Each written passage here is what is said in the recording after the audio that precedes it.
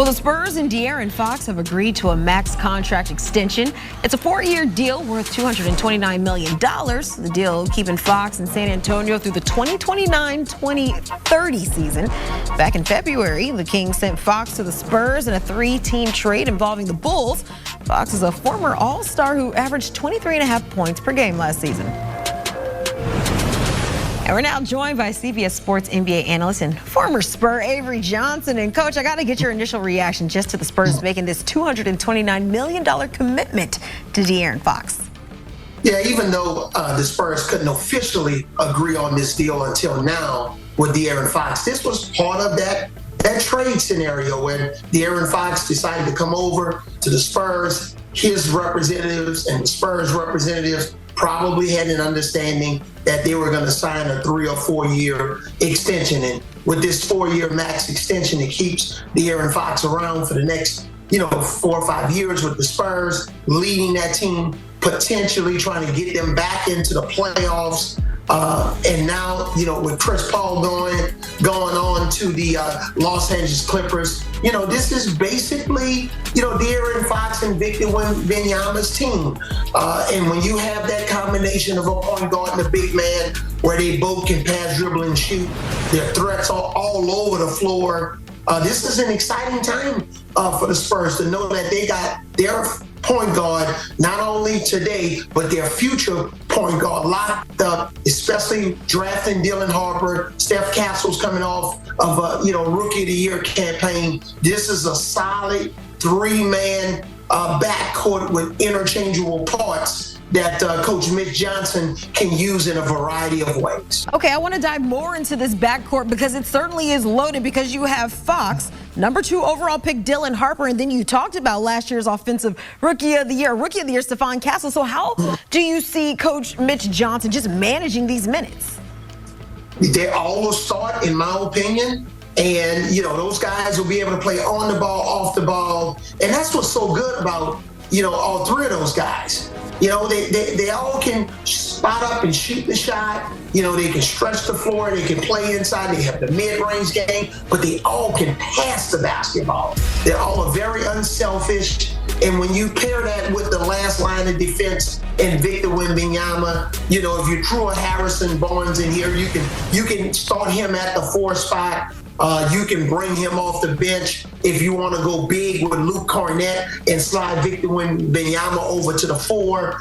So lots of options for Coach Mitch Johnson, but these are good problems. De'Aaron Fox can initiate the offense, Castle can initiate it, Dylan Harper can. So it really puts a lot of strain on scouting reports for their opponents because they're not going to be as predictable as some of the other teams in the NBA. Okay, a good problem and a half for the Spurs, but Coach, we both know that it's no secret the West is absolutely loaded. Look, you have the reigning champion Thunder, Rockets adding KD this offseason, Nikola Jokic, Anthony Edwards still there in the conference. Lakers expected to be a factor once again. So now I got to ask you, Coach, how does San Antonio stack up with these teams in your mind?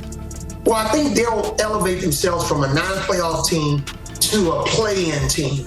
And they'll have a chance to play themselves into a playoff spot. They got to make a serious leap, barring any injuries. If the Mavericks are healthy, they'll be a playoff team. You look at what the Rockets have done, trade for Kevin Durant. You got the reigning champs and OKC.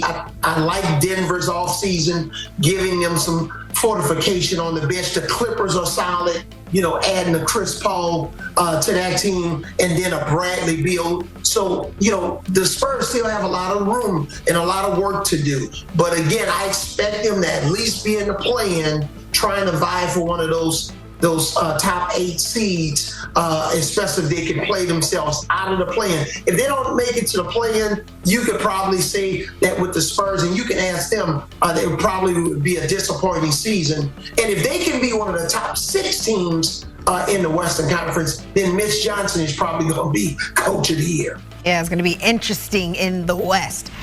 Well, the Lakers made waves over the weekend, signing Luka Doncic to a 3-year, $165 million extension. And the deal includes a player option and keeps Luka in LA through at least 2028, which begs the question, what will this team look like in a post-LeBron retirement world? So back here with Avery Johnson, and Coach, we know Luka is going to be in LA for years to come. The same can't quite, though, be said for LeBron. So if you're Rob Pelinka, who's a star you'd be eyeing maybe to team up with Luka, maybe once that LeBron situation and he eventually says goodbye to the NBA? Yeah, Keanu, you're right. I believe this is LeBron James' last year in a Lakers uniform.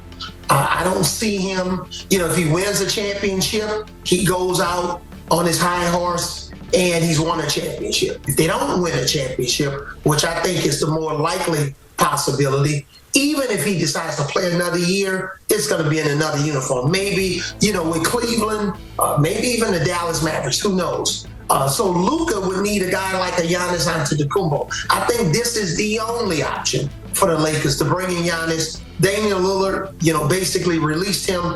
Now he's with Portland. He'll be out next year. With Giannis, this will be somewhat of a rebuild, especially in the backcourt without Damian Lillard. That was a failed process compared to when he won a championship with Drew Holiday, who also is now in Portland. So I think the only guy that can really make this right, especially if LeBron James is not in uniform, who would balance off his strengths and weaknesses along with Luka's strengths and weaknesses. Terrific defensive player to protect Luka, even a Luka that's in better shape. I like this new body that Luka's has been showing. So I think Giannis Antetokounmpo is the only guy that makes sense for La La Land in the Los Angeles Lakers. All right, that's if this is a farewell tour for LeBron, whether that might be in the league or at least with the Lakers, but maybe an audition for maybe bringing in a new star to LA to partner with Luka. As always, Coach, we appreciate you stopping by. Thank you.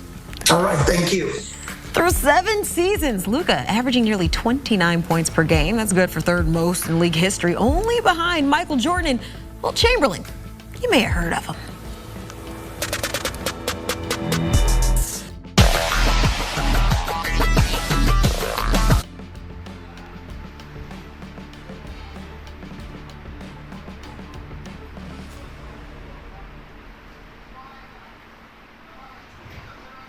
Okay, for that now.